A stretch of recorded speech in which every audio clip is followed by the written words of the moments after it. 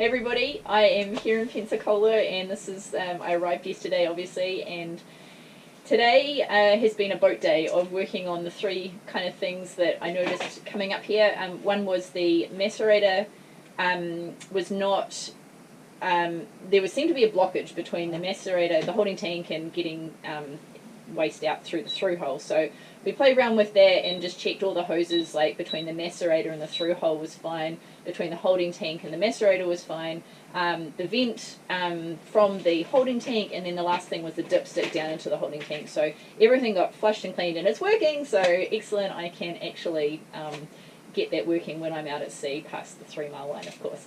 The second thing was there was a small bilge leak that was just the bilge counter when it was going off about 9 or 10 times a day, and that was a little weird. So got that looked at. It seemed to be coming from the shaft seal, and it actually, the water tasted really horrible. It was definitely salt water, but it was tasting horrible, and worked out that it was actually coming from, the taste was coming from the grease around the shaft seal. But what had happened is one of the 4 engine mounts, the bolt was completely loose, and it was really weird because it had a locking nut, so it must have been unscrewed at some point, and that just kind of got missed on all the engine maintenance. And so got that tightened, but what would have been happening is a corner of the engine would have been lifting, and it was just putting enough pressure on the propeller shaft that it was kind of loosening the shaft seal every time the boat sort of heaved and moved, and just letting a little bit of water in.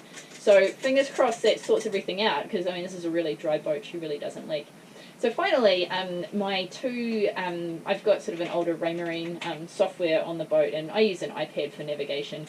I should really upgrade, but anyway, iPad's brilliant, so I use an iPad. And I've got an E80 unit and an E120 unit outside, and they were not talking to each other, and then they were just like continually turning off, and then the radar wasn't working.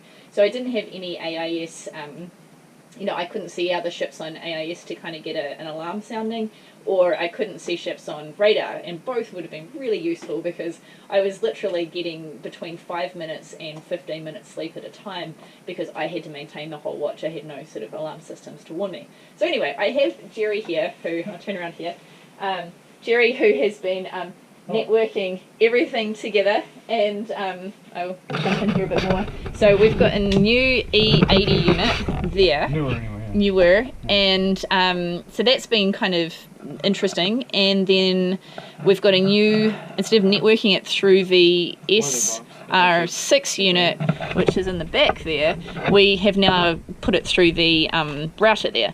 So now I need to have the computer Wi-Fi breaker on at the same time so the units talk to each other, but it should all be fine. And I have reliable radar that turns on when the units turn on now, and I have AIS working too. So feeling pretty happy, pretty accomplished with the day. Luckily there's some really good people here in Pensacola, so yeah, ready to move on in another day or two. I also am going to have to climb the mast, or get someone to climb the mast to just check the sheave that the halyard, for the main halyard, because there was a little, the halyard suddenly came a little looser, and I'm a little suspicious of that. So do that as a preemptive thing, and it should be good. So signing out again, and I'll talk to you when I'm on my way.